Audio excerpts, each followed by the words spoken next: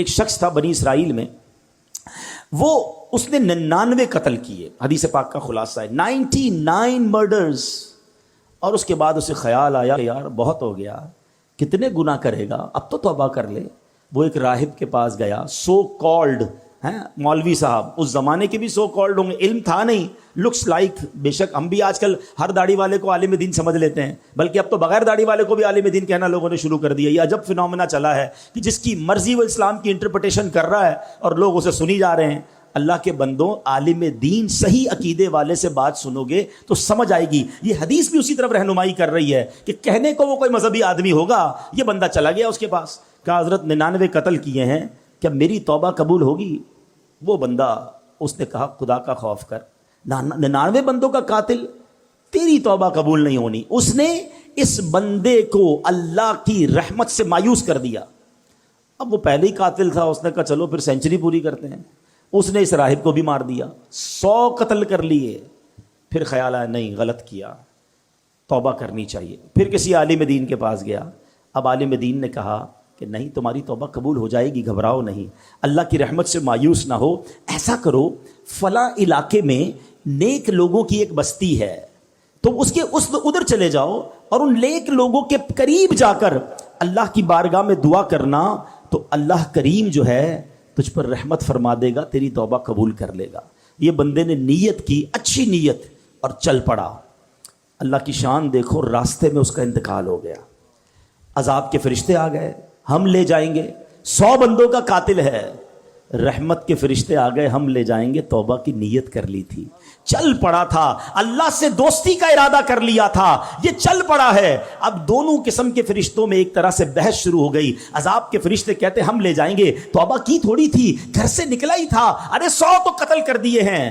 رحمت کے فرشتے کہتے نہیں، اللہ کی راہ پہ چل پڑا تھا، دل میں شرم اور ندامت آ گئی تھی، ہم لے جائیں گے۔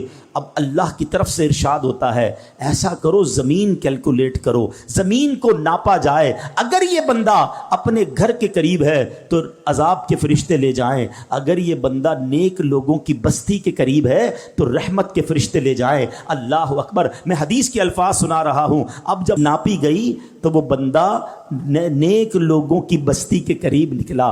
علماء کہتے ہیں یہ جو پلان تھا نا، اللہ کی قدرت کا پلان تھا، ایکچولی وہ دور تھا نیک لوگوں کی بستی کے، مگر رب کا حکم تھا کہ یہ بخشا جائے، اس کی منشا یہ تھی یہ بخشا جائے۔ وہ نیک لوگوں کی بستی اور اس کی لاش کے درمیان جو پلاٹ آف دا لینڈ تھی وہ اسکویز ہوئی، وہ کم ہوئی اللہ کے حکم سے، اور جب ناپا گیا تو چند فٹ کے فاصلے سے وہ نیک لوگوں کی بستی کے قریب تھا، اسے رحمت کے فرشتے لے گئے، گویا اس کی بخشش ہو گئی۔ یہ ایک روایت بیان کرنے کے بعد میرے پیارے اسلامی بھائیوں کیا پتہ چل رہا ہے؟ وہ رحیم، وہ کریم، وہ توبہ قبول کرنے والا ہے، وہ معاف کرنے والا ہے، اس کی رحمت چاہتی ہم بخشے جائیں، مگر یہ بندہ ہے جو توبہ نہیں کرتا، یہ بندہ ہے جو اس کی بارگاہ میں سر نہیں جھکاتا، وہ اس سے دوستی نہیں کرتا۔ میرے پیارے اسلامی بھائیوں، اس حدیث سے ایک اور بہت خوبصورت بات سیکھنے کو ملی ہے۔ نبی پاک واقعہ سنا رہے ہیں صحابہ کو، اٹ مین سارا کانٹینٹ جو ہے وہ آتھرائزڈ ہے، سارا کانٹینٹ جو ہے وہ زبردست کلیئرڈ ہے، جبھی تو نبی پاک سنا رہے ہیں نا۔ تو آقا نے کیا بتایا کہ لوگوں نے مشورہ دیا نیک لوگوں کی بستی کے پاس جا کر دعا مانگو۔